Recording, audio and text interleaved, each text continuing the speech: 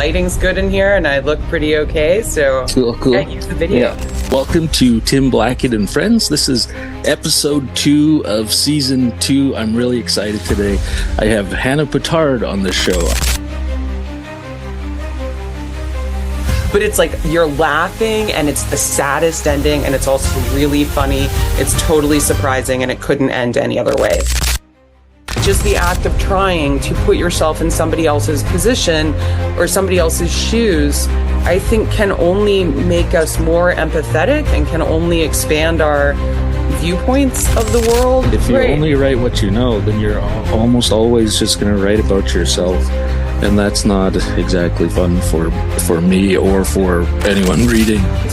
It is a look at, well, what happens when the appropriator becomes appropriated. I think a lot about appropriation and what's fair and what's not fair. It's definitely vicious. Okay, everybody, welcome to Tim Blackett and Friends. This is episode 2 of season 2. I'm really excited today. I have Hannah Pittard on the show. I reached out a while back, and she was willing to come on the show. I'm pretty excited. You and I are not friends, I would say. We haven't met in person. Not yet. We're not enemies, though. Yeah. And we don't know each other. Yeah, okay. We've been chit-chatting via email a little bit over the past couple of weeks, so I feel like we're at least friendly and heading toward friends. So as I've said, for this new season, I'm being a little more relaxed and I'm trying to be a little bit more collaborative. So for each guest that comes on, I ask them to work together with me to come up with a list of books we want to talk about. And Hannah was quick on the draw and she had her own idea. She wanted to talk about lean, mean books written by women, which I thought was a great list. I feel like we'll come up with some good books here. So I guess to start, I'll just ask, what made you come up with this idea? It seemed like it was on the tip of your tongue. And I guess what made you think of it, and what exactly or vaguely do you mean by lean and mean? Well, I loved your invitation to come on and talk about books. I love talking about books. It's what I do for a living, read them, write them. And I don't know, you're just, when you asked for an idea, I thought, what are the books that I've recently loved reading and what are the books that I love talking about and teaching? And the first book that I thought I definitely wanted to talk about is a book by Ann Beattie, and it's really short. So my brain went, short book, it's by a woman, it's lean, it's mean. And those were the adjectives that I came up with. And then I realized that I pretty much have like a shelf that could be considered lean, mean books by women. Awesome. I just like it when they're fast, they're surprising, there's something sort of edgy about them that maybe at the time they were written wasn't necessarily expected. So I was just thrilled to come up with it and thrilled that you were receptive to it. Yeah. Well, it's a great idea, and it makes for a snappy title I can put on all the promotional stuff. So it's pretty sweet.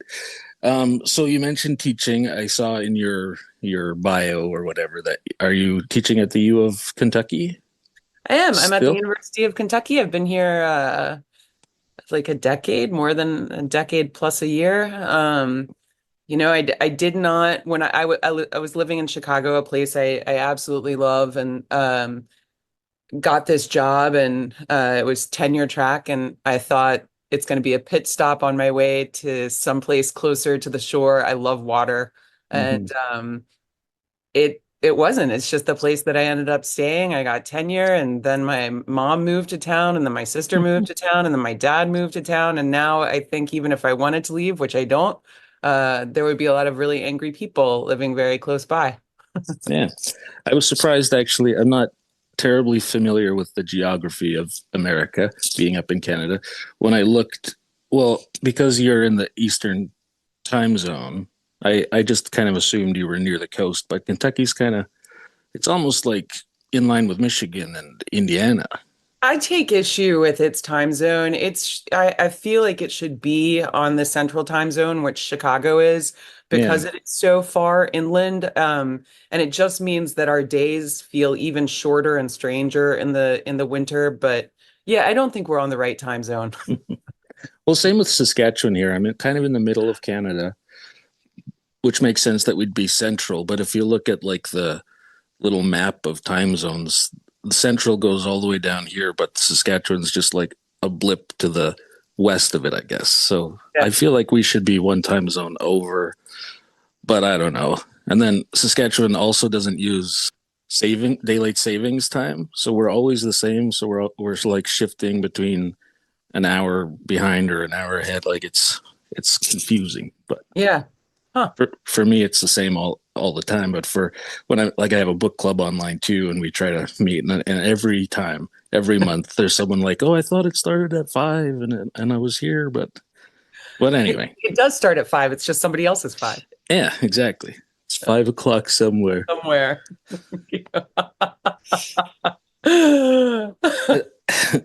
And so you've written, is it six? Your sixth book is coming out in July. Is that true? That is true. My sixth one comes out in July, and we'll see what happens. Yeah. So you've written 4 novels and a memoir, kind of, and then this new novel. I'm really excited for this new novel, if I'm honest.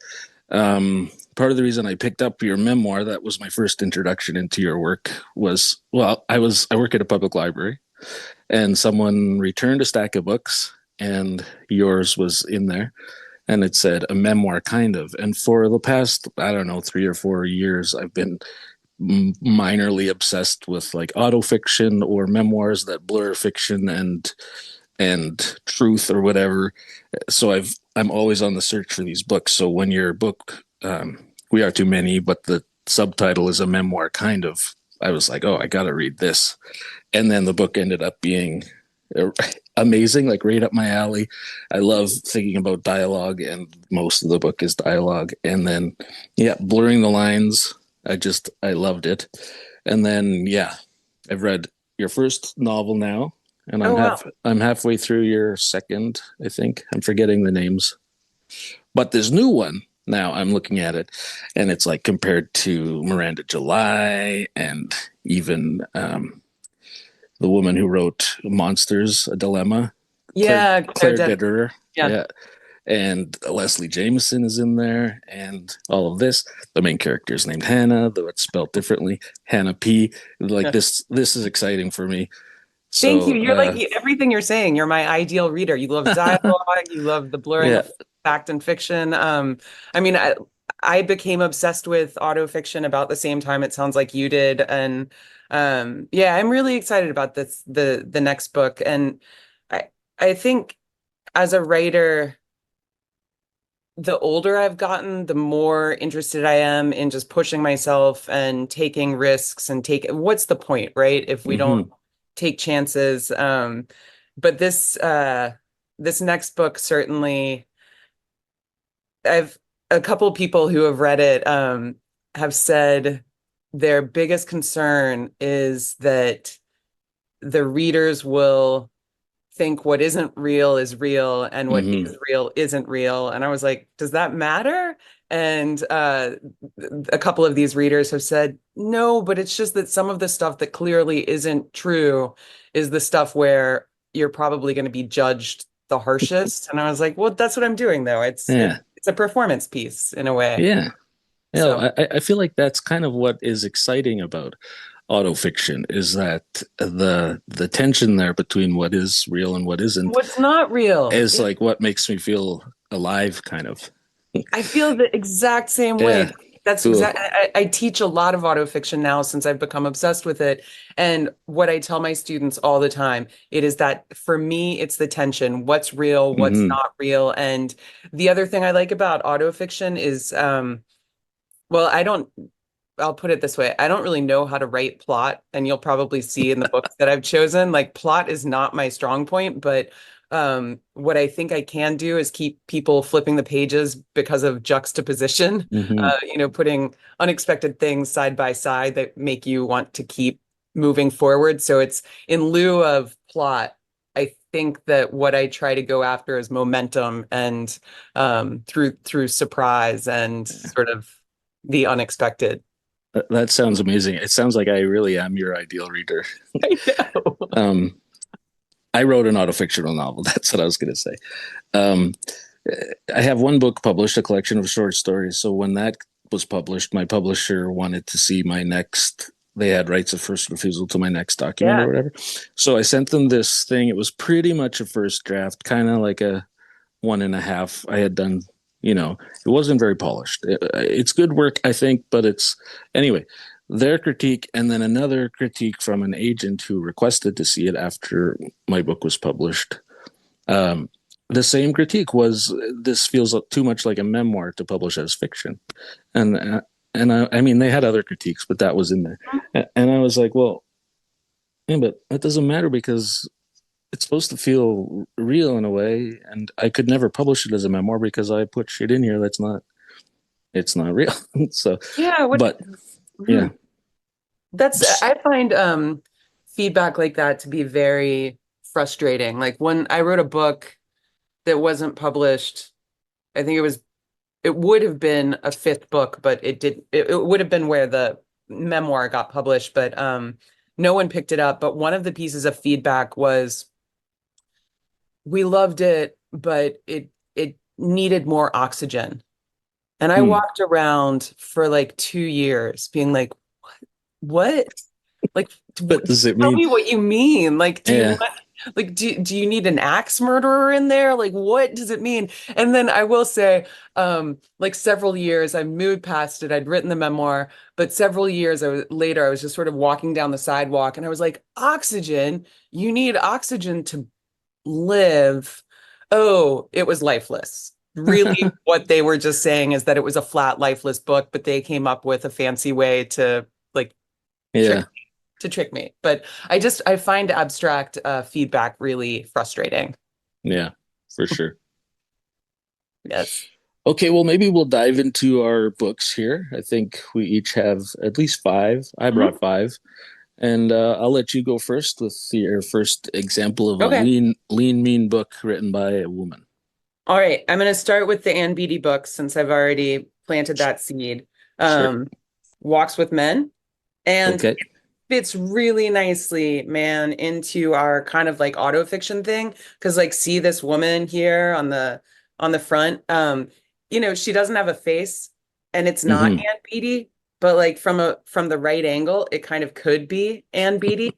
But okay, check out this is the description of the book on the back, and I love the way that a lot of autofiction they pull you in and they make you start guessing from the cover, right? From the Mm-hmm. cover, the book begins. So you're thinking the description here should involve the character or the hero that we're about to hear about. Mm-mm. Ann Beattie arrived in New York young, observant, and celebrated in one of the most compelling and creative eras of recent times. So does the protagonist of her intense new novella, Walks with Men. I mean, right off, they're just like, Yeah. please be thinking of Anne when you're reading this book. But it's just wicked smart. I teach it all the time. I feel like it's as much this coming of age story of this young, brilliant woman who quickly becomes cynical in this completely entertaining, self-deprecating, very wickedly smart way. But it's also a primer on writing. I mean, I've Mm. taken classes with Anne. She's a friend of mine, and this book, it's just so sly and crafty. It teaches you how to read it while you're reading it, and it's also teaching you about writing and scene work and dialogue. I love it. It's one of my favorite books. Cool. Yeah. That reminds me of a book by Eileen Miles, uh, Which one? Inferno. Hmm. Have you read that? She, not all, no, I haven't read all of it, but she came to campus and did a reading from it, and she's just amazing. Yeah. I'm sure it's very different. She's a poet, but it's Yeah. she is moving. It's written as like I think it's even pitched as a memoir, but it's obvious that it's in this area or whatever. But Yeah. yeah, trying to figure out how to write so you're as you're reading, you're also thinking about how to write and everything. But she's also meeting all these people and being an Yeah. artist and being a weird genius. And Yeah. so I'm going to add this book to my ever growing TBR for sure. I know, right? Yeah. What do you have? My first book may fit into this autofiction idea also. This is a book called 13 Ways of Looking at a Fat Girl by Mona Awad. Oh, Mona Awad is kind of a big deal, at least in my circles. She's Canadian, but TikTok seems to love all of her weird and new work, Rouge, Bunny. Rouge, Bunny, right? and Bunny, Yeah. and All's Well. And I've read that too, and it is weird, and I see why people love it. But I read this a long time ago. It's her first book. It's labeled fiction, but it feels to me like a collection of short stories that make a novel. It's about a girl. I think she's 17 when we first meet her. She's overweight. She's worried about her weight, and but also meeting guys, doing things with guys that she's not exactly comfortable with, but her friends are doing it. So we're just figuring out how to be a person basically. And then you jump, all of a sudden she's maybe 25 and has lost some weight in a relationship. Hmm. And then you jump later, she's 30 maybe, she's gained some weight again, she's worried about that, she can't eat desserts and all this stuff. It's just like one woman jumping back and forth throughout life. I don't even think it's entirely chronological like you might. And it comes in at 212 pages, so I think that's lean. That's lean. That's lean, man. Yeah. And as far as mean goes, even just saying 13 ways of looking at a fat girl, like I guess that word fat has so many connotations or things surrounding it. I feel almost uncomfortable just saying the word fat. In fact, in one of my stories, I called a woman fat, and one of my early readers said, "You got to get rid of this word. I feel like it's a violent attack." And so, it's just a weird word, but she unapologetically puts it on her cover as a title. I thought that Yeah, was it really it interesting. does feel like a loaded, sort of dangerous word now for so many reasons, but Yeah. um I love that title. I haven't read that. I'm a bunny fan. I mean, Okay. who doesn't love a bunny? I Yeah, haven't I bunny. haven't read Bunny yet, but it is on my shelf. I'm going to read it soon. She also has a new book coming this year that's like a continuation of Bunny. That's It's right. like We Love You Bunny Love or you, something. bunny. Yeah. So I got to read Bunny before that comes out. Otherwise, I'll. It's a fast read. That would Yeah. certainly, I think, qualify as a lean, mean book by a woman Cool. for sure. Yeah, it's definitely vicious. Cool. Um, Do okay, you think? yeah, Sorry, sorry to no. interrupt, but do you think with this title or idea, do you feel like your books might fit into that, or what do you think? I think that's a really interesting question. By a woman, check. Mean, check. The woman or the book, I don't know, check, check. Um, I think that it's funny. My boyfriend tells me we have this joke every time I write. He's a scholar, so his books are, they're so long, but they're Yeah. packed. It's like 1,000 words on a page, and the font is so tiny. Yeah. Um, and they're 100,000 words, but my books are, 50,000 to 80,000 words. And every time I write a book, I'm like, this one is going to be the one that's over 300 pages. So we have this kind of like joke bet before that it gets typeset and everything. What will it be? And I think this, If You Love It, Let It Kill You, the one that comes out in July, it comes in at 304, but that is with Nice. there has been some massaging of spacing on maybe Okay. everybody's parts, but I think so. I think certain of my books can come in, I would call lean mean, like the memoir probably. Hmm. And my third book for sure, this book called Listen to Me, which is a bit of a thriller, sort of a psychological thriller. But yeah, if somebody called me lean and mean, I'd be fine. If they called my books lean and mean, I'd be fine. Yeah, that would be great. Cool. Cool. Cool. Okay, so I'm gonna go back this, and I think this next one is my I'm gonna use the word that we're not supposed to use, is my fattest book that I've chosen. And it's just over 200 pages. Lori Okay. Moore's Oh, Anagrams. okay. Do you know this book? Have you read I the I Anagrams? haven't. I've read self-help and Bark and her short fiction, but I've never Yeah. read any of her novels. I don't know. And I haven't read this This one. this book is another one you can tell that I teach it because of, Oh yeah. like, I don't Cool. do that just for fun with a book. I know that there are people on Instagram Yeah. and TikTok who have like all the special stuff.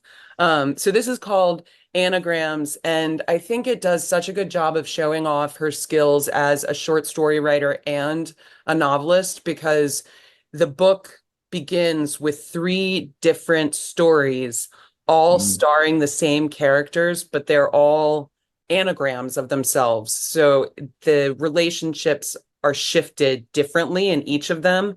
And then the real book, quote unquote, the real book begins using the same characters, but sort of stuck in place, and they stay stuck in place for the rest of it. Um, it's, I think it is, when I read this book, I was probably in my early 30s, late 20s when I read it for the first time, and I thought, this is the book I wish I had written. And for a moment Hmm. I found it really deflating, because the thing that I it's so clever and circular, and it's very inside baseball with itself. And it I'm very interested in meta books, that bring in writing, and sort of distill and dissect what the storyteller is doing. And this does it in such an easy, she makes it look easy, and it's not. And she Hmm. makes the reader feel smart, and she's so funny and so self-deprecating, and it's also really deep and dark. And I think that is the thing that it took me the longest as a writer to figure out how to be, even though it was the thing that I wanted from the beginning to be able to be: deep, dark, and also funny at the same Hmm. time. I'm very interested in polarity as a writer, mixing the highs and the lows. And I think, I mean, this is a book that my students used to, when I was teaching at DePaul in Chicago, and that's where I taught this book, like from quarter to quarter to quarter. My students from one quarter would tell my students the next quarter, just whatever you do, try to get her to read the last page aloud. She's going to sob. And so it took me a while to figure out that this was like the party trick that they were bringing to the class, because I love reading and I love reading aloud. And so inevitably at some point in the quarter, somebody would be like, will you read this? It's just so beautiful. And I, like three or four times they got me. And like the fourth time, I was just like, they're giggling. I'm like, you guys knew I was going to cry. And they're like, yes, we knew. It was epic and it was wonderful. But it's like you're laughing, and it's the saddest ending. And it's also really funny. It's totally surprising, and it couldn't end any other way. It's another perfect book. That's amazing. I got to read more of Lori Moore's work. I just love her so much, and exactly what you're saying. She is so hilarious, but her work is never, as far as I've read, frivolous in any way. It's like very poignant at the same time, and Yeah, it's like it is mean, right? Like, yeah. but mean in a looking up at the world, not looking down at the world. But Hmm. she has a sense of the ridiculous, a sense of the sublime. Like that story that takes the one that reads as autofiction, where she's in the Hmm. pedonk, and her son is dying. Right. The end of that, like, here's the story, now give me the money. Oh, Seriously. Yeah, wicked. the New Yorker has a podcast, and they just invite authors on, and the author chooses a story from Yeah, another author and reads it. love I it. don't know if you know, and Yes. I forget who it was, but they were reading Lori Moore. I even forget what story it was. It may have been that one. Um, but yeah, that's what they were saying is how incredible it is. It almost singular in Moore's work, how she is able to like make you laugh, like laugh out loud on one page, and then like feel totally gutted on the next page. And yeah, Oh yeah. so She's like a knife to the heart. Totally. Oh, she's really good. my next book is a very short one. Let's see how many pages. 134. It's called "We Had to Remove This Post" by Hannah Bervowitz. I have never heard of this or seen that cover, but I love the cover. Right. Yeah. The author is Dutch. I just read in her little bio. I'm not sure if it was translated or if it was written in English. Translated by Emma Roth.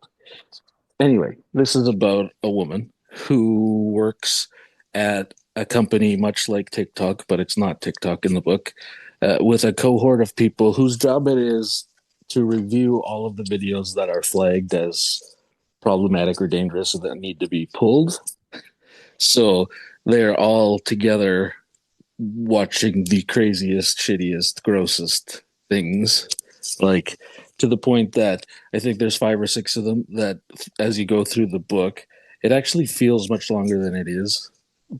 Each of them starts kind of losing their minds or starting to believe some of the nut job conspiracy theories that they have to pull off the internet and stuff like this, and they get into fights about racial tensions and different things.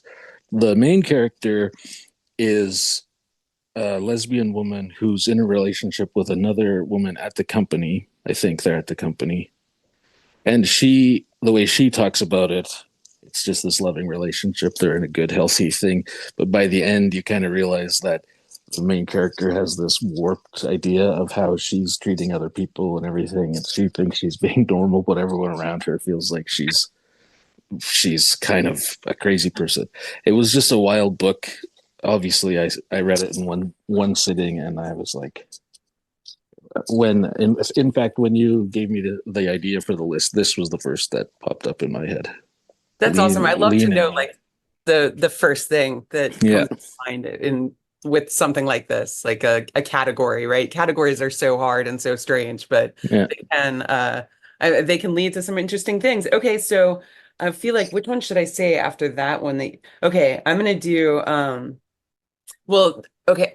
You're talking about a book that's sort of about TikTok, but not TikTok. And this is not a woman writer, but we're allowed to just talk about books, I hope. Have you Mm-hmm. read Rejection, the Tony Tulamudi collection? Oh, I have only read one story, The Feminist or whatever. That's the first one. Yeah. I mean, Yeah. isn't it amazing? Oh, yeah. In fact, you want to know something kind of awesome? What? Do you know the Book Club of the Month Yeah. organization? Yeah.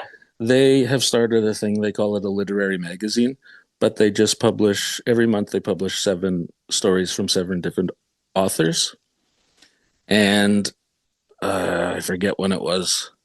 Maybe January. One of my stories, Tina Slynn, was published alongside The Feminist and Olivia Blake and Jonathan Escoffrey and That's some others that I can't remember. killer. That's So huge. it's That's awesome. pretty cool, right? And Yeah. they slip that magazine into boxes of subscribers. I don't know if you have to pay extra or how it works, but Yeah. they contacted my publisher. This is also awesome. They paid me like 3 times my advance for one story. Are you serious? Yeah, That is, my advance was small, a but thousand dollars, still. because the press is a small press. But still, I was like, oh crap. That's Yeah, congratulations, and B, that is super cool. I mean, Book of the Month is like if you can yeah. get it or even get any kind of affiliation with it, They but have also like 1 million subscribers or something like that. So yes, it's a that's big pretty cool. deal. Nice. Well, congratulations. But Okay, sorry to interrupt with my self plugging. no, you We have could to talk though. You about. have to. Are you kidding? That's part of what we're doing in addition to talking about books. Okay, this have you seen these before? It's part of a No, series. Okay. Um, it it's is it's for adults, but it's like this series of storybooks that are meant to be read in a day. Like ah. you just sit down and read them. I think there are maybe 10 or 11 of them total, and they have delightfully large font and And lot. this one is called, just because some people listen and don't watch. This one is called The English Understand Wool, and it's by Helen DeWitt. Okay. And it is short, it is sly, It's about a young woman who comes from an incredibly wealthy family, and we find out that there's been a major lie committed that she is unaware of. And when she becomes aware of it, she uses it to her advantage. And she writes a book. And it ends up being, I mean, and how many pages is this for having such huge font? It's it's under 70 pages. It's a scathing sort of look at the publishing industry, Mm, and which it is very surprising that that's what it ends up being about. But among other things, but it is a coming of age story with a ton of hilarity and satire mixed in a very short amount of time. I mean, Helen DeWitt is just a master of distillation, I think. Like she takes a big vat of sugar water and turns it into like something mm, syrupy and easily digestible, like fast, like that. It's good stuff. cool. I haven't read any of Helen DeWitt's work, but I recommend. that sounds interesting. Yeah. I'm gonna jump to talk about your work a little bit. Okay. Uh, a mid list break. Cool. I Uh, like it. um, I was just thinking about your work and the idea of appropriation, which is another word that has all kinds of connotations. I was thinking of it in regard to one of my first memories in a creative writing class. I wrote a poem, but it was from the perspective of a little girl. There was a social worker type figure in it as well, which I imagined as myself because at the time I worked with youth and everything like this. Anyway, the prof wasn't critiquing it necessarily, but she brought it up, this idea of appropriation. How does the class feel about this white man writing from the perspective of it was an indigenous little girl? And we had a long conversation. That was the first time. I was pretty young. First time I really thought of, is that a problem? Because as a writer, I was just like, we get to make shit up. That's what we do, stuff like that. But and then in your work, your first novel, it was so interesting. When you're talking about books you wished you wrote, that is on a list of books that like I'm trying to write. Kind of a group of friends close at one point growing up and being unsure of who they are as adults, and that's like what my novel that I'm working on right now is all about. But in that one, you have all kinds of ideas of, like he's telling the narrator, which is a first person plural, which is Mhm. pretty cool. So they're telling this story of the girls and all these people in the thing, but they're telling different versions of it because they don't really know the entire story. So they have to like invent different stories. So they're sort of putting their own ideas of what's going on there. So I don't know if that's the same as appropriation, but it just struck me as very interesting. And if you wanted to talk about that, that would be cool. I know it's an old book, but there's that. And then in your second book, I'm forgetting what it's called, but all the art Reunion. Reunion. is it Reunion where all the artists in the plane crash from Atlanta? Oh, Visible Empire. Yeah, Oh, that's yeah. totally, yeah. Hmm. So in that book, many of the characters are black characters from Atlanta. You are not black, writing from a black perspective, which is also something, a lot of people talk about this and how you're supposed to do it and if you're allowed to do it and all of that stuff. And then lastly, in your memoir, kind of, there's even bits where you have conversations that you weren't personally a part of, but you put it there juxt- juxtaposed with the ones that you were there for. So it feels like just as real as the rest, but you weren't there. So it's obviously sort of made up. You're putting yourself in that perspective. I just wondered, like, is this something you're interested in and you're purposely playing with, or what's going I on? think I think a lot about appropriation and what's fair and what's not fair. And so the book that's coming out in July addresses this directly. It Okay. very much begins with so a mid-list novelist finds out that she has been a version of herself has been appropriated, and used in her ex-husband's debut novel as Hmm. a character. And this is a novelist who she herself has sort of built a career on corrupting, co-opting, and appropriating the lives of her family members. And so it's it is a look at, well, what happens when the appropriator becomes appropriated. So it is full scale direct looking at this. And there's a moment when Hannah P texts one of her friends and says, if I wanted to use you in a novel, could I? And her friend says, well, I'd probably want to have some, artistic say in like what kind of character I am. And then they go on and on and on with this texting back and forth. And her friend finally says, and she's the one who introduces the word appropriation, but her friend says, appropriate me all you want. Like, go for it. That you've got my permission. Um, so I would say a couple of things. With my first book, The Fates Will Find Their Way, which is first person plural, like you said, it's the boy's perspective. I don't feel like I'm appropriating anything by speaking from their perspective. I think I'm trying to put myself in somebody else's shoes, but I am very much with that book trying to it's it's an indictment, a loving indictment of male gaze, because they are so these boys who are so obsessed with this girl who's gone missing. um, they use her life in order to they sort of filter their own life through what her life might have been, and Hmm. they keep stealing her memory and deciding things for her and thinking they've seen her. So the way they're using her is, I think, questionable, and that's very intentional. Like, I think good books invite good questions. Maybe they have answers, but hopefully they raise interesting questions for the reader and for readers to discuss together. Um, the book about Visible Empire, which uses a real life incident as its, launching a plane crash in Atlanta. That one was something that I really wanted to be careful in how I threaded the needle. There are certain sort of legal rules with people that you can write about. If somebody is famous enough, you can include them in a certain way, use their name, because their image is kind of already out there. But for all of the main characters in that book, I invented them, sort of modeling them on types Mm. of people.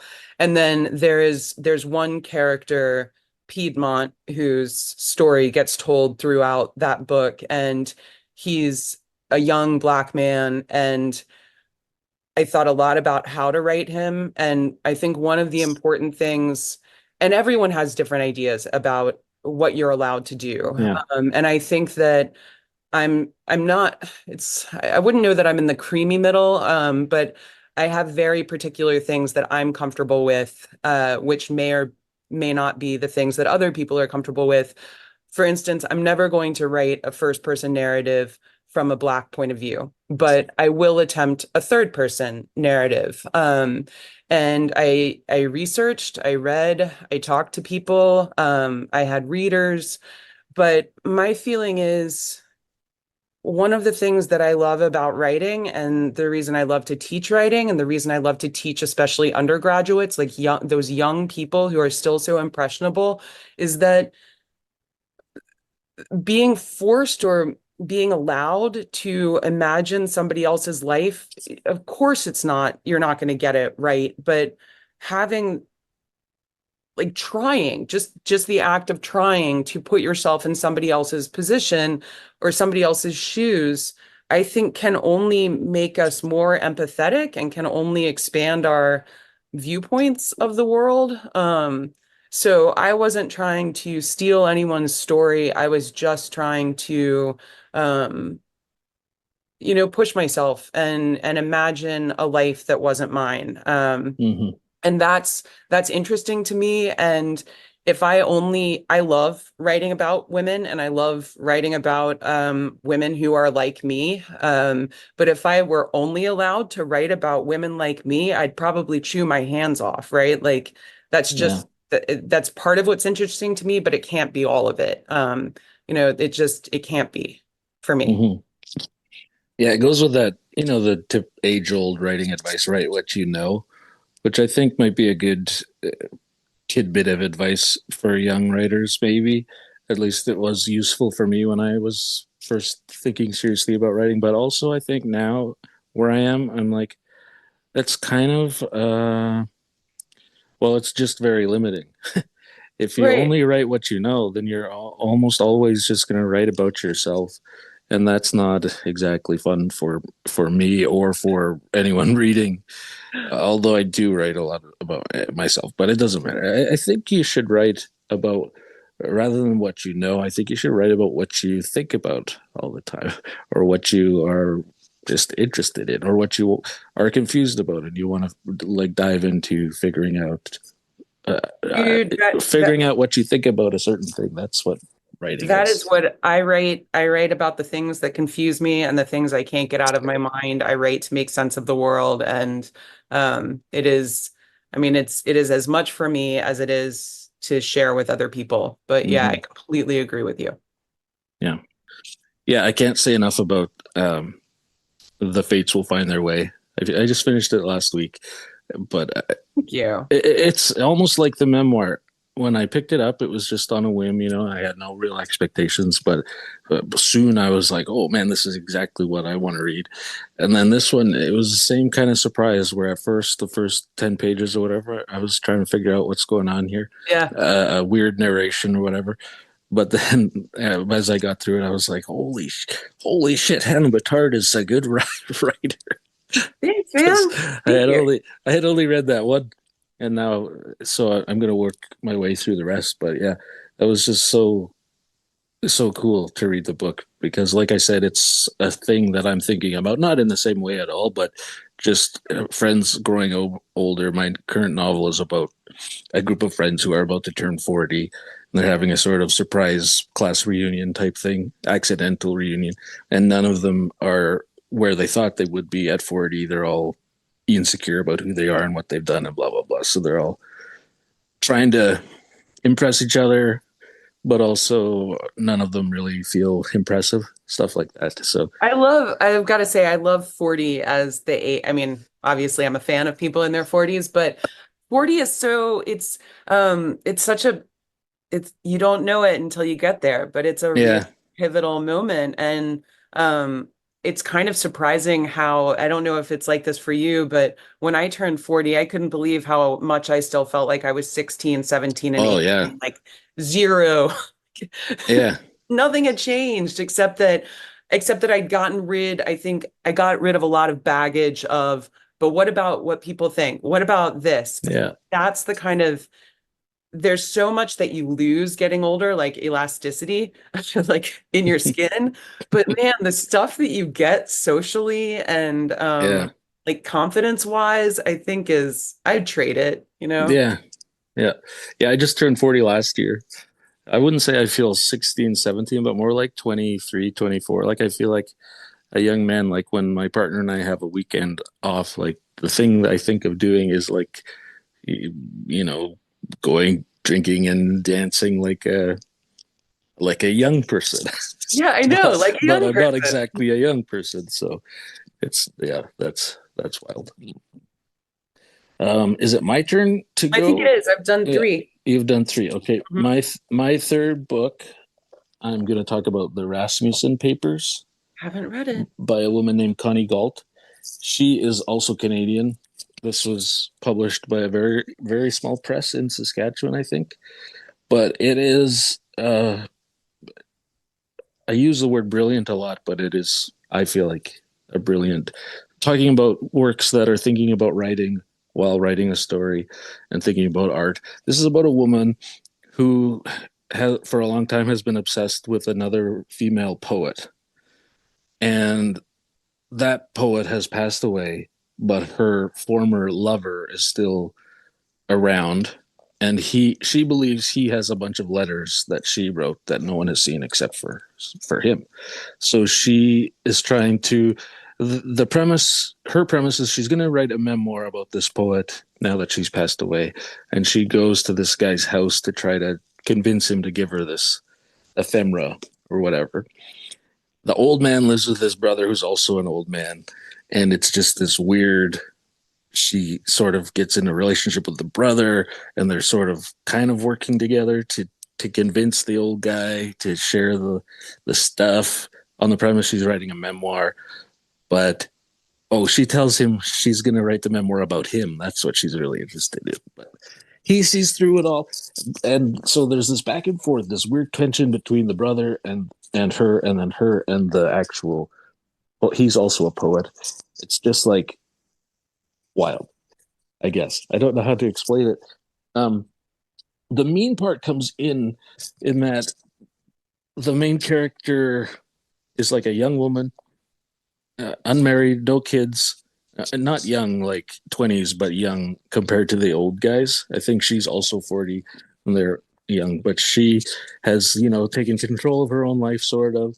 She ends up flirting, not flirting with the brother.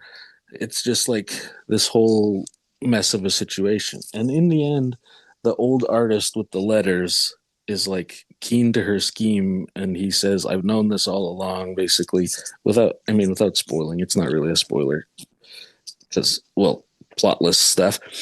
He ends up giving the work to her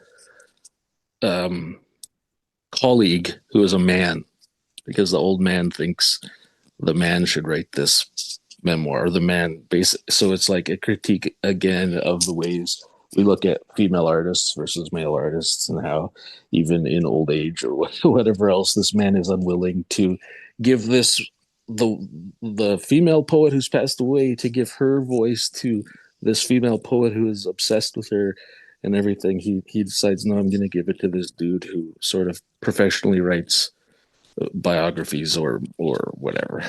So Fascinating. yeah, It sounds and messy in the best way. yeah, and Connie Galt. This is the first I've read of her. I think she's from Saskatchewan, where I'm from. Um, but either way, when I talk about this book, like when I reviewed it on Book Talk, I called it a writer. It's a book for writers, a writer's book, because it's thinking about art. It's thinking about why we create art. It's thinking about how we do it, the things we become obsessed with, like talking about she wants to write about this woman. She can't really write about anything else. It was just like really fascinating. I read it with a group of people in our writers guild here in Saskatchewan, and the feelings were mixed. Some of them like didn't get it, but some of those of us who know stuff, the smart people got it. No, I'm Yeah, just yeah. I'm just I'm just kidding. But it was like some of us took it as like thinking about the book from a writer's perspective. The others are maybe part of the guild of more like administrative people. They're not really thinking from a writer's perspective, so they were just like, I don't know, it felt like boring and stuff like this. But for me, it was like riveting, thinking about all the ways we think about art and writing. I do think that a lot of the introspection that books about art, fill in the blank, what kind of art, they can, to people who are not, it's just to people whose passion it is not. I do think it often gets categorized as navel gazing or boring or what's the Mm-hmm. point? And I think the most important thing that I remind my students and that I have to remind myself if I ever accidentally, deliberately go on Goodreads and look at reviews, I just have to remind myself the point is not to please everyone. And if you've written Mm-hmm. something that pleases everyone, there might be something suspicious about that. And so even though there is like that ache to my ego when I encounter somebody who's like, it's just not for me, that's not my speed, like nothing happened. I just have to remember the point is not to win everyone over. The point is to write something that I like, that I think Mm-hmm. is good, and to try to make connections with other like-minded people who are interested in they want to read the story. For sure. Yeah, that's a hard part of like I just published my first book, so like most of the reviews have been pretty positive because not a ton of people have been reading it, but yeah, that first review, because I can't help checking different places either. But the first review, just 1 star, and not even any commentary, just like 1 star. I was just like, who is this? Aaron with an E. Okay, when my first book came out, I did check the Amazon. I was checking it all the time Yeah. before I learned that like that's just a way to lose your hair quickly. Um, but someone gave me 1 star and it was very early, and the review was horrible packaging, took 5 days to arrive, 1 star. Oh I man. was like, no, no, that's 1 star for Amazon. That's not 1 star for me. Yeah, I'm so that's the bummed. worst. Listen, I'm telling you, that's what that person was who gave you 1 star. They just Yeah. they didn't like the arrive how it arrived. Yeah, that's a good perspective for sure. That is my perspective all the time. Okay, sorry, Aaron with an E. I feel less. Okay. So now I'm gonna go to Doris Lessing. I have to for the Mm, child. Nice and lean. Have you read this one? no. It's okay.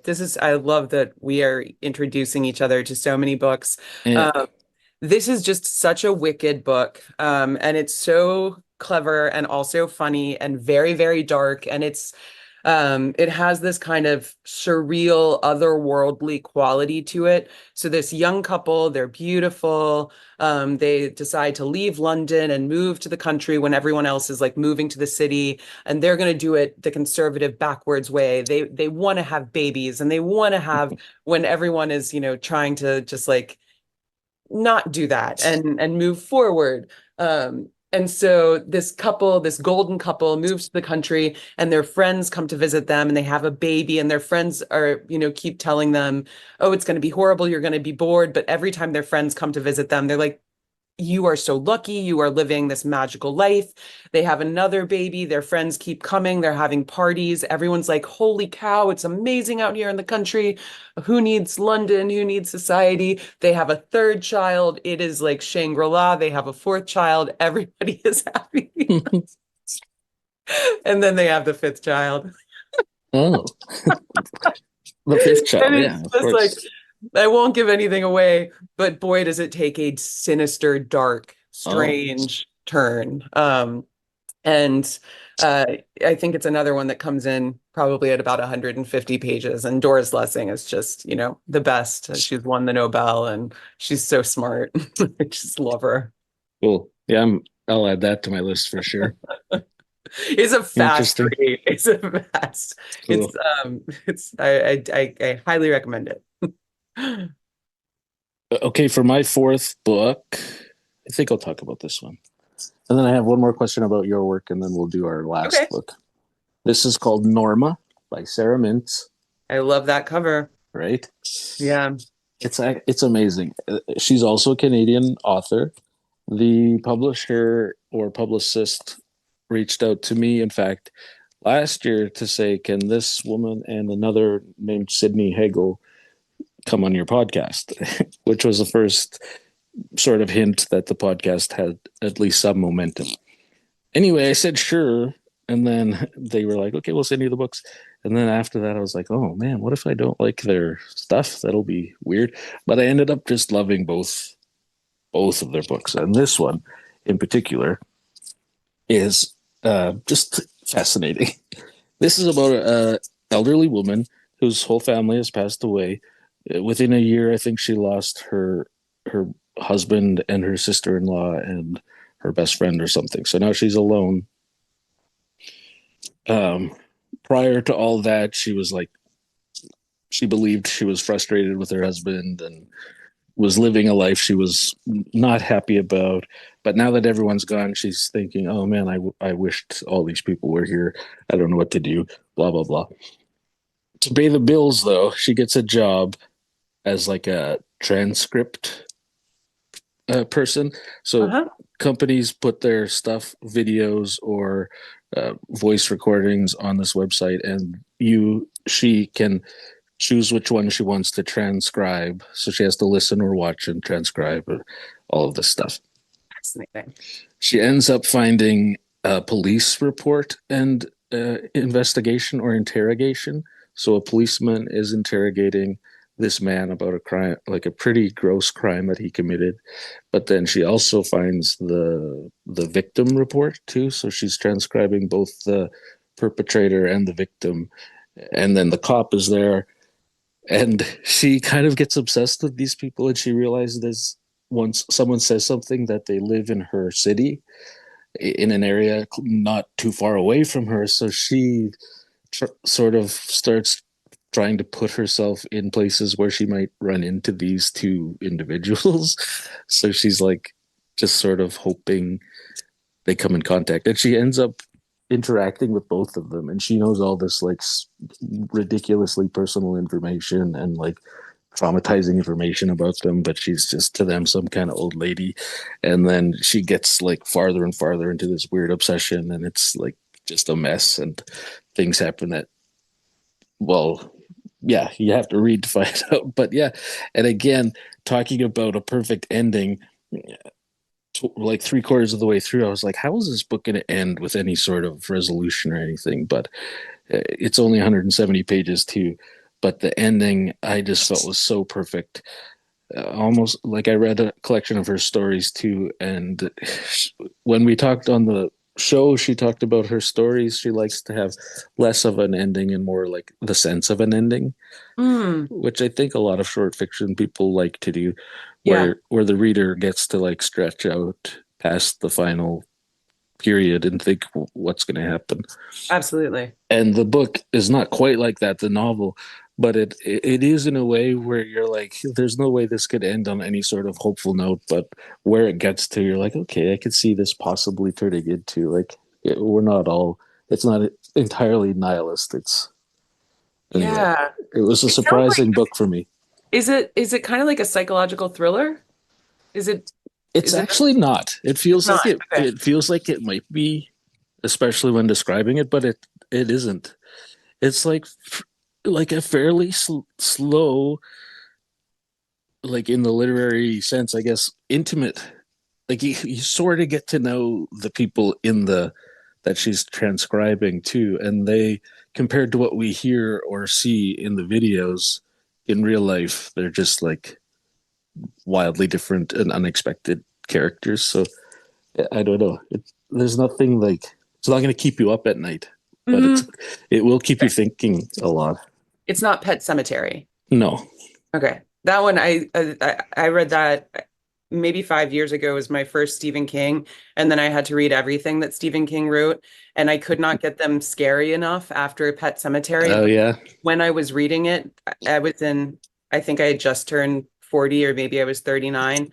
Literally was sleeping with the lights on during Pet Cemetery. But then like once you get that scary, scary story, you just want more and more. And so I would ask my friends, what's the scariest? What's the scariest? And Yeah. somebody said it. And I was like, nope. I mean, it's great, but it's not that scary after Pet Cemetery. Somebody else said Salem's Lot is the scariest. And I was like, nope, it's really upsetting, but it's nothing's gonna be Hmm. like Pet Cemetery to me. But anyway, that one sounds really good though.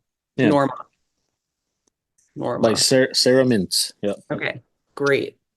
Okay. The question I wanted to ask about your work. Let me remember it. Oh, it was about the memoir in particular.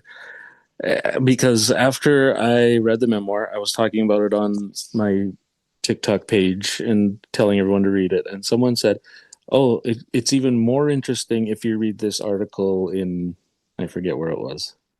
The New York Magazine, the New York Magazine. Right, right, right. Yeah. And so that's talking about how characters in the book are real characters, and all four of you who are the central characters seem to have written about the same story in different ways. One is a poet, one wrote a novel that they haven't showed anybody, and the other is working on a novel that may or may not be getting published. And then you, of course, wrote this memoir. I just wondered if you could talk about all of that experience and how that came to be. Sort of, why did you choose to write this as a memoir instead of, because you've otherwise only written fiction? And Mhm. if you're willing, I just Oh, for sure. was very No, curious about all how all that went down. yeah. So my ex-husband had an affair with my best friend from grad school, my closest friend, the woman actually who introduced me to my husband. And they had an affair, ended the marriage very quickly. We all of us, her ex-husband as well, are writers in some way. And I was the quote unquote successful writer of the bunch, right? Um, and when the divorce happened, it felt very much like something that all of us could potentially want to write about. It's messy, these friends, these two couples that have been friends for 10 years, suddenly torn apart, blah, blah, blah, blah, blah, midlife crisis, etc. And I wrote right after my third book came out. That's when I found out about the affair, like when I was launching that book, Listen to Me. And this guy, Adam Ross, who's become a really close friend, who's the Swanee Review editor, he got in touch with me. He had just read Listen to Me, and he was thinking that I might write a short story for Swanee Review. And I when I say literally, I mean like the day that we talked was the day I got back from New York, where I'd found out about the affair. And so I was not able to really not talk about what had just happened because it was so fresh. And so we ended up having this great like 3 or 4 hour long conversation. And by the end of it, he said, I don't want fiction from you. I want an essay. I want an essay about this, like the last 48 hours and sort of how you got here. And well, because I'm a fiction writer and have like some amount of hubris, I didn't think that it would be that hard to just sit down and write the essay. But it was one of the hardest things I've ever done, and it took me an Mm. incredibly long time. And Adam was really, really patient with me, but it took about 7 months to write this essay that ended up in the Swanee Review. Um, and I think my early drafts, and it makes a lot of sense. I think that my early drafts would have been like this, but they were essentially just tell-alls, like get it off my chest. And this is when she did that. And this is something he said this one time. And this is, and every single time Adam would be like, that is so important that you wrote it down. But now let's open a new document. And like, now that you've gotten that out, and I was like, well, I have more. Go. And so finally, once we got all of that just like nonsense out of the way, I do think I came away with sort of an understanding of what an essay or nonfiction should do, which is move, at least the ones that I love to read, they move from anecdote to insight. So you get to Mhm. watch as the writer either finds an epiphany or misses an epiphany, but you're along for the discovery that the writer is making. And I think that essay, it's called Scenes from a Marriage, ultimately did that. So when COVID hit, I had just bought a house with a man. He has a daughter. So I have a stepdaughter now, but I'd never had a child in my life. I hadn't lived with somebody since my ex-husband. We did this like in November, and then the world shut down. And also on the heels of or just before COVID started, that was when that book that I was talking about did not sell. So that book had gone Mm. out, the one that needed oxygen. And so I was feeling pretty creatively unmoored and a little freaked out about being in a house and all of a sudden being shut into the house, and like third grade was going on in the bedroom below me because she Yeah. couldn't go out of the house, and that was freaking me out. And I was sort of tech support for the Chromebook and all of this. I just felt like I was dying and going a little bit crazy. And the book hadn't sold, and I would come up here where I am now, which is my attic office, and I just wanted to write. And everyone around me wanted me to write because I process the world better, and I'm a kinder person, and I'm a less stressed out person. So there was a lot of encouragement from all sides, like go write something, go upstairs, go like get away from us.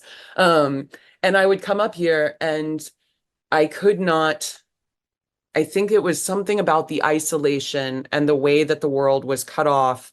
And I had thought about writing about my divorce and the affair. I thought about turning it into a novel. I've turned a lot of my life into different novels, aspects of it. It's never something I've struggled with before, using myself for fodder, but I could not make every time I tried to write it as fiction, I just couldn't care less. Like Mm. I didn't, it was so underwhelmingly not interesting. It just felt like, who cares? Some woman, had a bad friend and like a shitty husband and like, so what? Like they didn't have kids. She got the house, she got the car, she got the dog. Like I couldn't make it interesting. But I also, when I was up here alone and dealing with COVID and the newness of this situation and feeling so sort of footloose and fancy free, I could not get these certain conversations out of my head. All of a sudden, it's like I'd be sitting down and it would be something that she had said to me, and Mm. and I'm revising it in my head and I'm realizing what she probably meant, and then I'm thinking, why did she say it? And then I think of something he said, and because um I think I have, people talk about a photographic like memory, like when they read that kind of thing, and I vaguely have that, but I do think I have a kind of photographic memory um when it comes to really poignant scenes in my life. It's something that I actually, as a teenager, I remember sitting down um, and telling myself, remember exactly this, so that when you're 25 or when you're 35, you can remember this exactly. And I did that enough. And I had no idea what it would result in, but what it resulted in is a kind of like crazy, like a very difficult brain for me to be around, and certainly a horrible brain for a lot of the people who love me to be around, because I remember things really clearly. And if people contradict me, and this is why it's amazing that I was ever married or that somebody wants to live with me at all, but when people contradict like my very clear memory, it makes me feel like insane. And also incredibly, I think I used to be defensive back when I was married, and I would just go into myself and I would be like, okay, no, no, no, I'll just go over here and like deal with the fact that they're just wrong, wrong, wrong.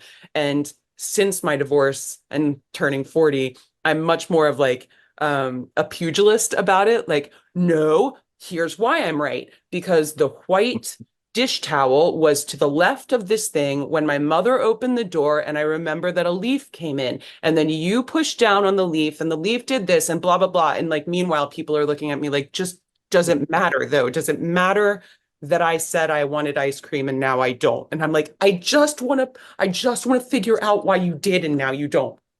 um so all of that to say that these conversations were playing in my head, and I just started writing them down. And it was very artless. It was not with any formatting.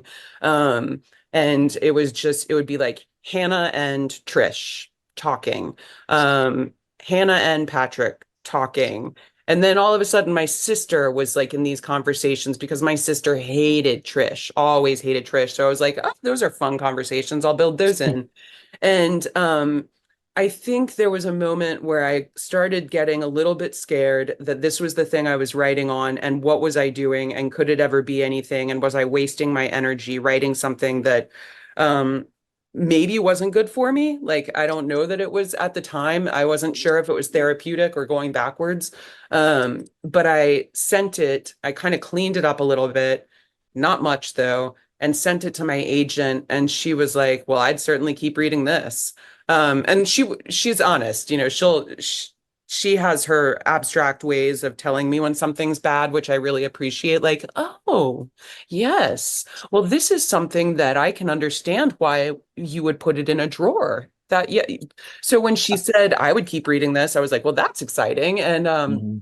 And there's one friend that my ex and I kept in common, and I sent it to him, and he said, well, okay, but I want to keep reading, but I want more booze, I want more sex, I want more of like all this like really intimate stuff. And I was like, well, I have got that in troves. So I wrote and it turned into this memoir, but because I'm a fiction writer, there's a fair amount of fantasy in there, but I acknowledge where the fantasy is. Um, and so the book, we found an editor for it. She I think it helped me a great deal. She helped like streamline it and turn it into a lean, mean kind of bullet of a book. And right before we were about to announce the sale of the book on Publishers Lunch Marketplace, whatever that thing is called, like literally the day that we're finalizing the language, I get an email from my agent, and the subject is, "Have you seen this?" And it's just a screenshot of my ex-husband's debut novel that they had just announced the sale of in Publishers Market Lunch Place. And I was very caught off guard because the description of his book, I thought he'd written a memoir because it is Mm. about a man who's a professor who has an affair with his professor writer wife's best friend. Like it was the breakdown of, our marriage, and Yeah. it was the plot line of my memoir. So at first I thought it was a memoir, and I was really upset about the description because in the description of, again, when I was misinterpreting what I was reading and I was thinking it was a memoir, in the description, it refers to my forthcoming book as a work of autofiction and not as a memoir. And Mm. so I was like, because I don't like being wrong or misconstrued or appropriated, except I also don't care. Um, but I was just like, this drove me a little bit batty, thinking that he'd gotten it wrong, that I thinking that my memoir was autofiction. And so I took a screenshot of the screenshot and I sent it to my dear friend Ada Limon. And I was like, "Can you believe this? He's written a memoir." And she wrote me back and she said, "Oh, sweetie, he's written a novel." And I was like, "What?" And she was like, "He's written a novel." And then I said, "And what the F is autofiction anyway?" And that is the beginning of my obsession with autofiction. It was Mm. like a deep dive into Sheila Heti and Yeah. just like so many of these great books that have been out there the whole time without me quite understanding what they're doing. And the only reason I didn't choose a Sheila Heti book, by the way, is because they're too big. Hmm. And you could just pick five of her books and say, "Here, these are Yeah. like great books by women." Um, so so when his book came out, I was surprised by it, but obviously I couldn't get my hands on it. Nobody and people, my editor, my agent, they were all trying to get their hands on it, and which was funny to me because I was like, I don't even know if I want it. And fortunately, they were not able to get their hands on it. And in in the year and a half it took for his book to come out is when I wrote "If You Love It, Let It Kill You," which comes out in July, Mm.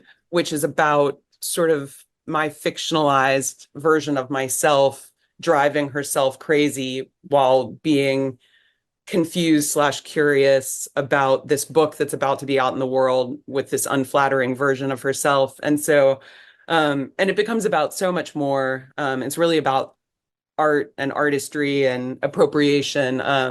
And that's just the springboard that gets the story started. But in the midst of all this, uh, his book came out, and my paperback version of the memoir they were both released on the same day, which I think was the week before Valentine's Day. And my publishers did intentionally do that because they thought, well, we'll just see, right? Like he's Hmm. already, this is somebody else's phrase.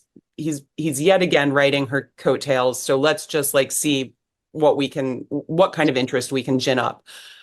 So they came out and nothing happened. The memoir was well received, but not well read. And it's just the plight of authors everywhere to not be Hmm. well read. But a month or two went by, and then there was an email from this editor at New York Magazine that said, "Hey, we're working on a story about these two books coming out at the same time. Do you want to be involved?" And there's no reason to say no because the story was going to happen. And so I agreed to this story. And I do think the thing that I agreed to it became something different because I thought it was going to be a kind of he said, she said, which I don't know how interesting that is to anybody. I've heard a lot of people say it's not, and totally fine. Um, but it ended up becoming more like a he said, she said, he said, she said, because there are all four of them in there. Uh, and I wasn't anticipating my former friend and her ex-husband being part of the conversation. That kind of threw me a little bit for a loop because they're all three of them are still very Mhm. much like in a cohort, and I am the one who divorced myself from the cohort. So I was nervous about the way what the three of them, how they might have portrayed me or painted me. But I think ultimately, the lesson is we all take our own versions of a story with us. And, theirs are so maddeningly far from my version of the truth that it makes me, well, it used to drive me crazier than it does. But so that's how that article, that very, very, very, very, very, very long profile came to be, which a lot of people hated, and I did not read the comments. The Mm. one thing I do know is not to read the comments in something like New York Magazine, right? Um, because why? But I do think it was circulated a lot, and a lot of people maybe hate Reddit, and that's fine. So yeah. Yeah, I think the person who shared it with me wasn't particularly fond of the article, but I just found it fascinating. Maybe because I'm also a writer, and just the idea of four writers writing about the same thing just seems like a wild concept. Because, like you said, everyone has their own version of what's happening, and Hmm. it could never just line up perfectly. These four accounts of the same thing would never be the same. So it was just Yeah. extra fascinating for me. Yeah. Yeah. Well, thank you. I mean, it's something else to become the subject like that. Hmm. It was the writer who came down, Chris Heath. He came to Kentucky and stayed here for 3 days, and I've never had that kind of intensity, Yeah. like a spotlight on me in that manner. Having he'd listened to every interview I'd given from since 2011.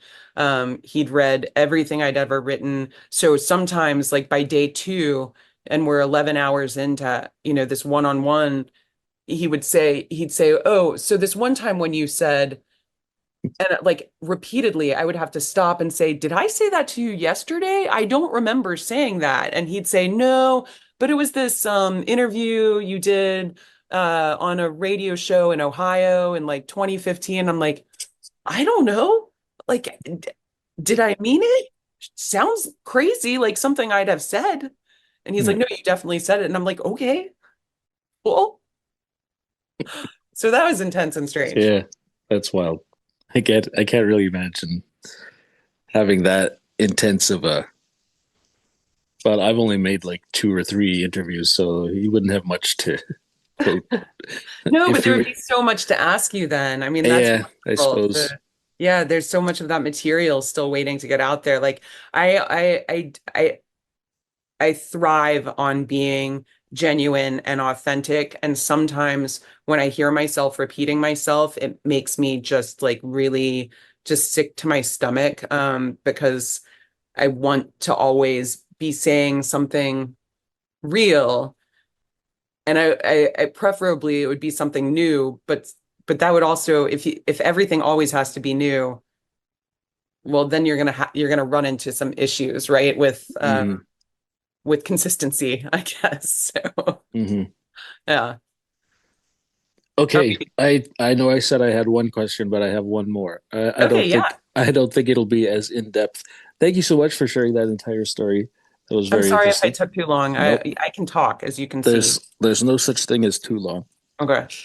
Um, so I read a book a couple years ago now called Brown Girls by, her name is Daphne Andreades, I think. Hmm. And this book is written third person plural. It is so the brown girls in, I think it's Brooklyn. The entire book is we did this, we did that, we fell in love with this guy, we we decided to go here and do that and this thing. But in that, it's strange how it gets like hyper specific, Uh-huh. and you get a sense of the character that the we is referencing now instead of. It's really interesting.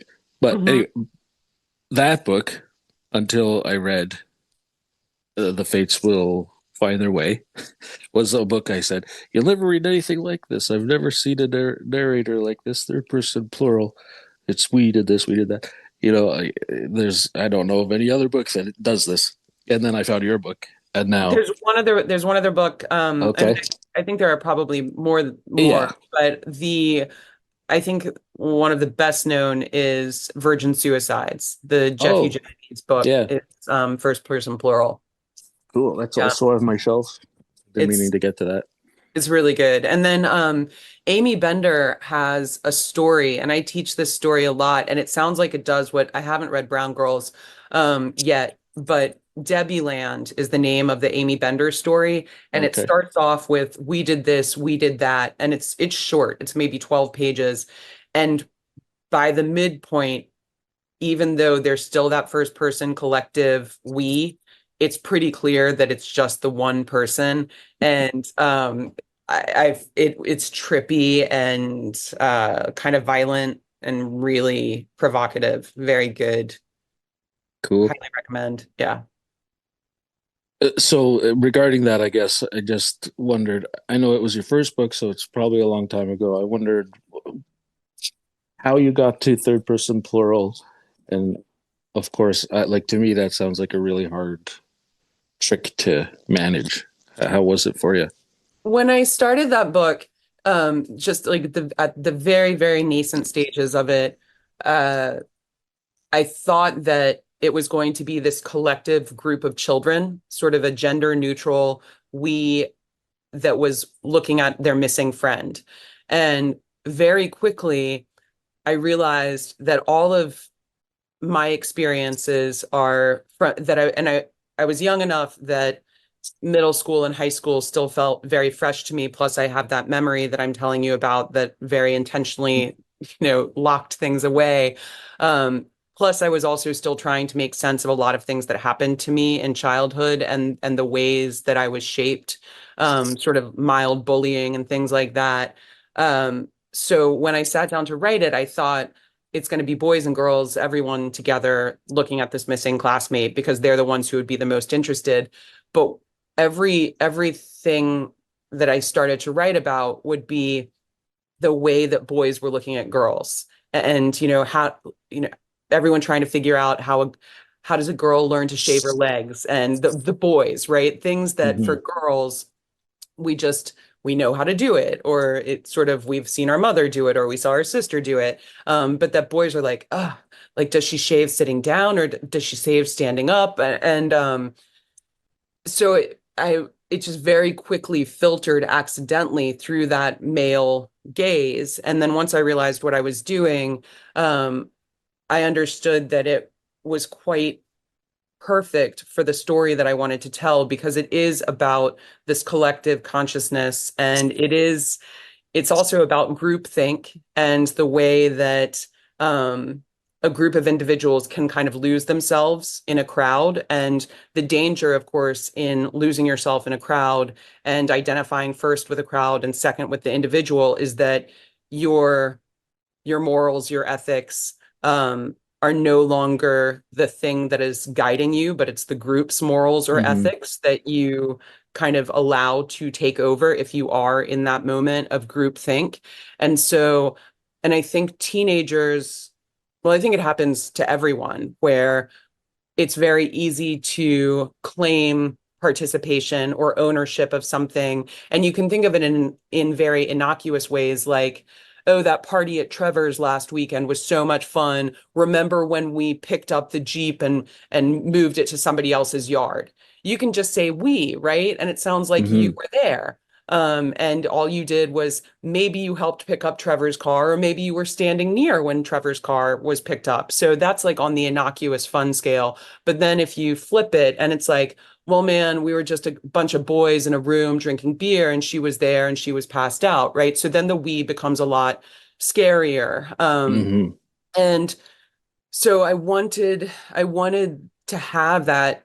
I wanted to write a book that had that kind of tension, which is a tension that I do think you go through as an adolescent, wanting to be a follower, not wanting to be a follower, wanting to fit in, not liking what you have to do to fit in, not liking what you did to fit in, not liking how you are once you do fit in, and what you're asking other people to do in order to fit in with you. So that's why throughout the course of the book, it sometimes feels like there's like a single, I think it dips into first person one time, sort of very intentionally. But other than that, there's a kind of safety in saying, well, this is what we were all feeling. We all Hmm. thought about her. We were all unhappy. People like to experience those things together. And um, I think for those boys who become men in that book, it's a way for them to distance themselves from their real lives, their sort of, quote unquote, unsatisfying individual lives in their house with, their wives or their husbands who might be making them not happy. They can always just go back to that group think and, well, this is how it could have been. Um, Hmm. but once I discovered that first person plural, it made sense and it took off and I loved it. I loved the mystery of it. And just how much I was able to sort through a lot of those misgivings that I had about childhood and adolescence and, being popular and not popular both. Cool. Yeah. Yeah, it was very interesting. Very, like I said, I just Is love that that. what, I is that, loved will that you, book. are you going to use a first person plural for the 40-year-olds? No, No. it jumps back and forth between mostly four, maybe five Yeah. people, like alternating chapters. So Nice. yeah, An ensemble. I like an ensemble. but it's all third person, Hmm. even though you just shift perspectives. Yeah. Yeah, I'm having a lot of fun writing that too. But it's I've been kind of stuck for a few months, but I think just in the past week or two, I've nudged past that bump, so I can keep going. It's that's a wall that I've hit with every single book, and Yeah. it's always reading for me that Hmm. pushes me out of it, and not even reading something that's similar to it, but just reading a good Yeah. book, and then it starts to trigger those things like the Yeah. electricities, and you're like, For ah, sure. yes, epiphany moment. All right. Should we move on to our? Sure. I think you should go first with your fifth and final Okay. book. I'm gonna go first with my fifth final book, The Fifth Child. Just kidding. I should have saved it. Okay, so I cannot say this person's last name, but the title is Sweet Days of Discipline. It's an Italian book that has been translated by Fleur Jaggi, Oh, Jae. yeah. Okay. You know this book? I know it. I haven't read it, but it is on my shelf. Okay. Well, we probably read a lot of the same people recommending It books. seems like it. Yeah. This is a boarding school in Switzerland, first person narrator, young. We meet her when she's young and obsessed. She's 14. She's kind of an outsider loner. And this new girl comes to school, and the new girl is an object of her. It's not quite desire. It's unclear what it is, but Mm. it is quick. It's short. I think it's 100 pages. I love it. 101 pages. So it is definitely a day read. It's also such a cool, I love Yeah. that cover, but very strange. Susan Sontag is the quote on the front, and she says it perfectly. Wonderful, brilliant, savage. That is Awesome. I'm going out with Sweet Days of Discipline. Such a great title too. Yeah, for sure. Okay, my fifth book is, I think, a little bit different than everything we've been talking about. It moves into fantasy or sci-fi. It's called Finna by Nino Kipri or Cipri. I'm not sure how to say her last name. I love the title. I think she is a Finnish writer or something like that. Um, but anyway, this is a book about two people who work at a big box department store, much like IKEA, but it's not IKEA in the book. The author is queer, trans, non binary, and one of the characters is also non binary, The other, I think, is a woman who, and they work together. Prior to the book starting, they are in a relationship, but they have just broken up, but they still work at the store together.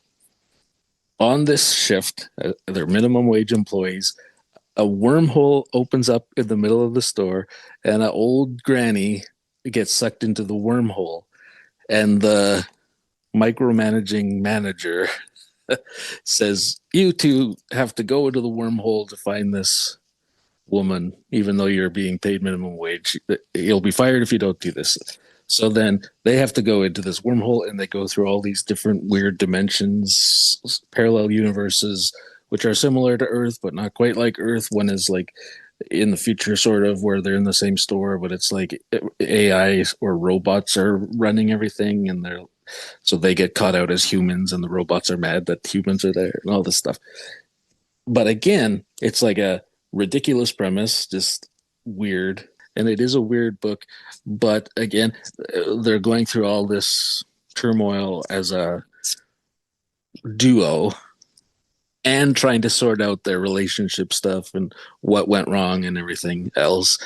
And then finding the granny, but they find like different versions of the granny in the parallel. So it's a mess. But it was like fun and exciting and just weird, but also again not frivolous. There was real character development and tensions between these real characters, and I had a lot of fun with it. I think there's a sequel too, but I haven't read it. It But sounds yeah, crazy. It sounds like an adventure love story. yeah, basically, it's like one. It's a short novel, also, 136 pages. But yeah, the Nice. the only thing I thought of after, or the one thing I thought of, I just hope somebody turns it into like a movie. I could see it turning into like a really cool movie or even a series. And Yeah. it's weird to think 136 pages could turn into some epic thing, but that's how it But if felt. it's visual enough, I mean, just saying wormhole, right? Like Yeah, that alone is gonna get that's minutes and minutes and minutes of content right there. yeah, yeah. So I'm that's so my excited five. about the books. Those are, I love that I had not read any of them. That's so great. Yeah, and I've not read any of the ones you chose either. Fantastic. That's pretty cool. I know. I'm having a lot of fun with this concept here. Like Emily Austin was on and she picked funny books about sad people. Oh, that's great. Yeah. And again, we were familiar with each other's picks, but I don't think we had read, at least we hadn't read all of them, and no repeats between us. And I have another coming on named Micah Jacobson. She's Mhm. Canadian too, from Alberta. She wrote a collection of essays and a collection of short stories that just came out. She chose story collections that feel as expansive as novels. So Oh, I'm excited for that one too. nice. Yeah, it's Awesome. it's been a fun little exercise for me. There's nothing I like more than talking to other writers about writing, and now I get to talk about your work, but also a bunch of other work. Well, It listen, I'm definitely there are a lot of writers who I know would love to come on and talk to you, and they've got new books and stuff like that. I will cool. reach out to you because this was Yeah, fun. This was a lot of fun. awesome. Yeah, that'd be Yes. awesome. You could send them Uh, my email or whatever. That'd be so cool. I like how casual it is too. Yeah. Good choice. Okay. Cool. All right. Well, I don't have any fancy ending or anything, so I guess we'll just say uh, thanks for Thank coming you. on, and we'll see you next Farewell. time. Yeah, Cool. absolutely. See you next time. Thank you for having me. Yeah, I can't wait for the next book to come out. Woohoo! Yeah. All right, have a great day. Yeah, you too. Bye. Bye.